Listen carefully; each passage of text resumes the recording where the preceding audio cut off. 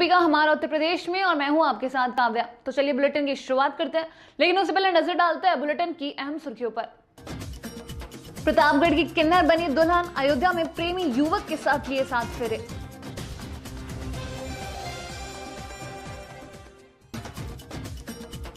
बेगूसराय सदर अस्पताल में इलाज के 31वें दिन आग से झुलसकर घायल महिला की हुई मौत।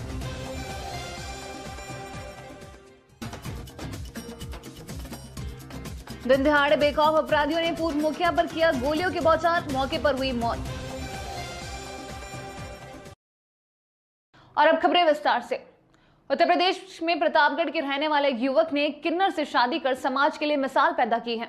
लोक लाज और समाज की बाधाओं से परे प्रतापगढ़ के रहने वाले शिव कुमार वर्मा ने प्रताप की एक किन्नर अंजलि सिंह के साथ वैदिक मंत्रोच्चार के बीच अयोध्या के नंदीग्राम भगवान श्री राम के अनुज भरत की तपोस्थली भरत कुंड में एक प्राचीन मंदिर में 7 फेरे लिए। ये शादी किन्नर अंजलि सिंह की बहन और बहनोई ने संपन्न करवाई।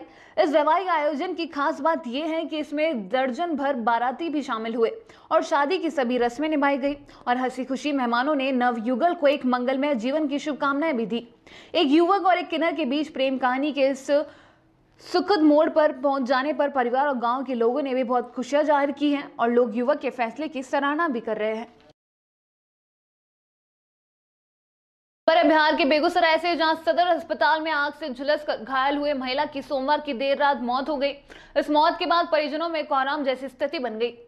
मामला तेगड़ा थाना क्षेत्र के वार्ड संख्या 2 नौनपुर निवासी मोहन सिंह की लगभग 32 वर्षीय पत्नी कविता कुमारी की है।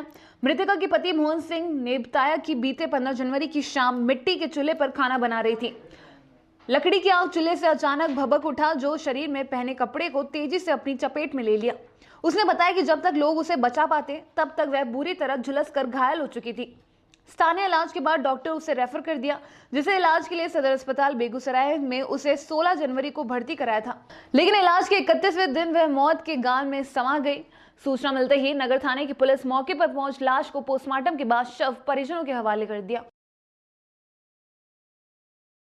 खबर है बिहार के बेगूसराय से, जहां सुशासन के राज्य में अपराधी का मनोबल आसमान छू गया और एक के बाद एक आपराधिक घटनाओं का अंजाम देकर दहशत फैलाने में कोई कसर छोड़ रहा है। पुलिस एक घटना से ऊपर भी नहीं आती है कि अपराधी द्वारा दूसरी घटना को अंजाम देकर लोगों को हैरत में डाल देना दिनचर्या बन गया है।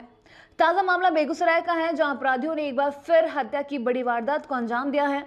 अपराधियों ने दिन दिहाड़े पूर्व मुखिया से वर्तमान मुखिया प्रतिनिधि की गोली मारकर हत्या कर दी। घटना से इलाके में हड़कंप मच गया। हत्या की एक घटना नावकोटी थाना क्षेत्र के डेपुरा चौक के पास की है।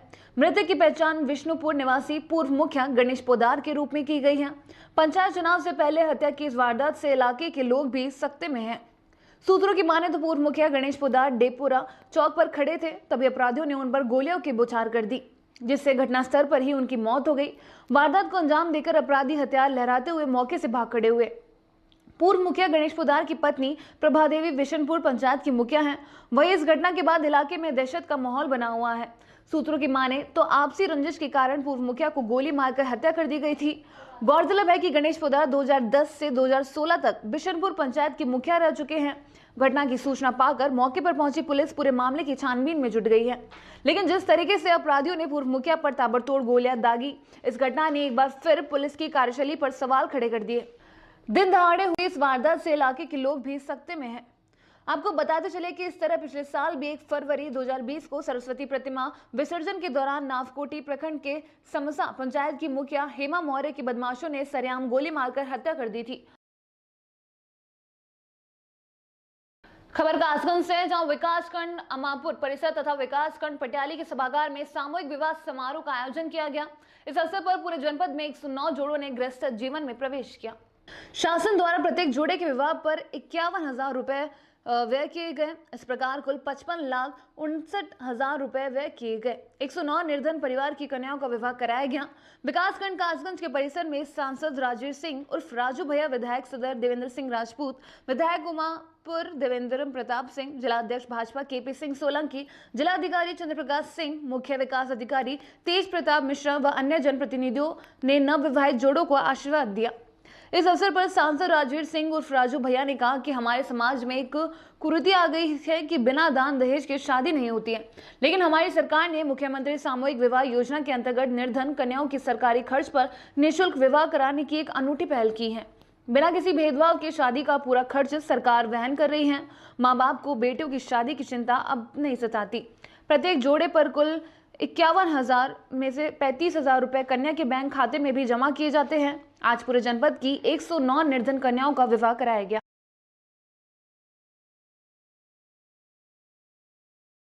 खबर कानपुर से, जहां बसंत पंचमी के पावन अवसर पर अरोग्य धाम ग्वालटोली में कल दोपहर सरस्वती पूजन कार्यक्रम का आयोजन किया गया, जिसमें मुख्य अतिथि शहर के जाने माने ज्योतिषाचार्य एवं हस्त रेखा विशेषज्ञ संदीप मिश्रा, मोहन नमो सेना के प्रदेश अध्यक्ष प्रमोद पांडे जी उपस्थित रहे।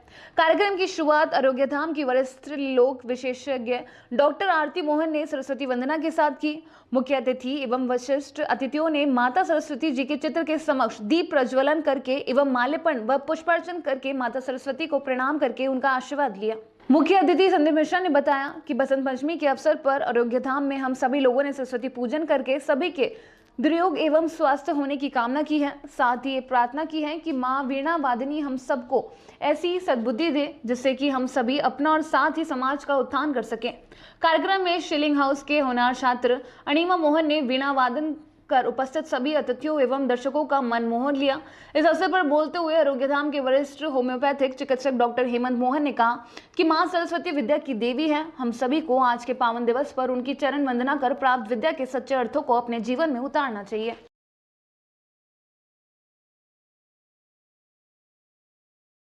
आज आप यहाँ किस कार्यक्रम में आए जी? आज मैं यहाँ पे सरस्वती पूजन जो बसंत पंचमी का महापर्व ग्वालटोली में आरोग्य धाम डॉक्टर हेमंत मोहन डॉक्टर आरती मोहन के क्लिनिक पर माँ सरस्वती का वृहद पूजन का आयोजन हुआ, जिसमें सभी लोगों की उपस्थिति रही।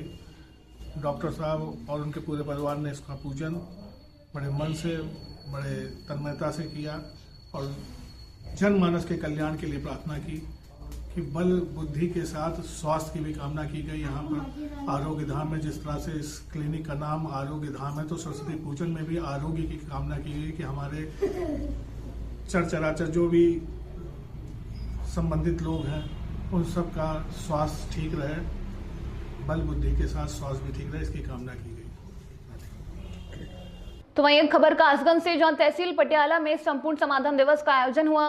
संपूर्ण समाधान दिवस में आए समस्त फरियादियों को स्वास्थ्य कर्मियों द्वारा कोरोना की एंटीजन की जांच की गई और मास सोशल डिस्टेंसिंग का ध्यान रखते हुए जनता की शिकायतों को सुना गया। संपूर्ण समाधान दिवस के कुल 54 प्रार्थना पत्र प्राप्त हुए, जिनमें भूमि विवाद, पट्टा आवंटन, अवैध कब्जे, पैमाइश, पेंशन, आवास, फौती दर्ज कराने, राशन वितरण, विद्युत आदि की शिकायतें मुख्य रूप से प्राप्त हुई। इस अवसर मुख्य चिकित्सा अधिकारी, जिला विकास अधिकारी सहित विभिन्न जनपद स्तरीय अधिकारी मौजूद रहे। वहीं खबर कानपुर से, जहां राष्ट्रीय विकलांग पार्टी ने मार्च निकालकर विकलांग उत्पीड़न, आवास, नौकरी, रोजगार देने व दिव्यांगजन अधिनियम 2016 को लागू करने की मांग की। राष्ट्रीय विकलांग पार्टी के राष्ट्रीय महासचिव वीरेंद्र कुमार ने सरकार व पुलिस प्रशासन से पुलिस महकमे का भ्रष्टाचार दूर करने की मांग की और विकलांग व्यक्तियों से पुलिस की अवैध वसूली रोकने व पीड़ित विकलांग व्यक्तियों की रिपोर्ट दर्ज कार्रवाई की मांग की है। वीरेंद्र कुमार ने आज मुख्यमंत्री को संबोधित ज्ञापन जिलाधिकारी को सौंपते हुए कहा कि सरकार विकलांग व गरीब व्यक्तियों को रोटी, कपड़ा, मकान की गारंटी दे। उन्होंने कहा कि दिव्यांगजन अधिनियम 2016 का अनुपालन न होना सरकार व प्रशासन की नाकामी उजागर करता है।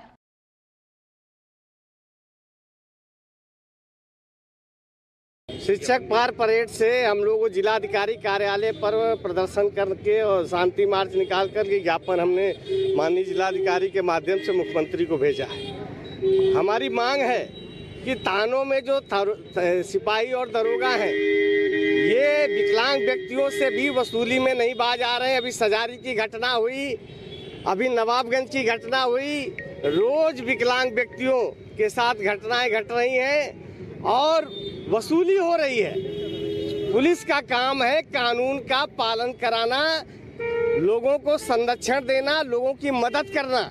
अगर पुलिस ही वसूली करने लगेगी गरीब विकलांग व्यक्तियों के साथ, तो न्याय के लिए हम कहाँ जाएंगे। 2016 का दिव्यांगजन अधिनियम आज तक लागू नहीं हुआ। विकलांग व्यक्तियों को नौकरी, रोजगार, सामाजिक सुरक्षा की गारंटी नहीं मिल रही है। विकलांग व्यक्तियों के लिए का आरक्षण कोटा आज तक पूरा नहीं हुआ है। ये आवास नहीं मिल रहा है। इन सब तमाम मांगों को लेकर के आज हम यहाँ आए थे। अपने जिलाधिकारी महोदय को ज्ञापन दे दिया है और कार्रवाई नहीं होगी तो 6 मार्च को हम लोग मुख्यमंत्री आवास पर प्रदर्शन करें। और फिलहाल हमारे उत्तर प्रदेश में बस इतना ही। देश और दुनिया की तमाम खबरों के लिए देखते रहिए DPK न्यूज।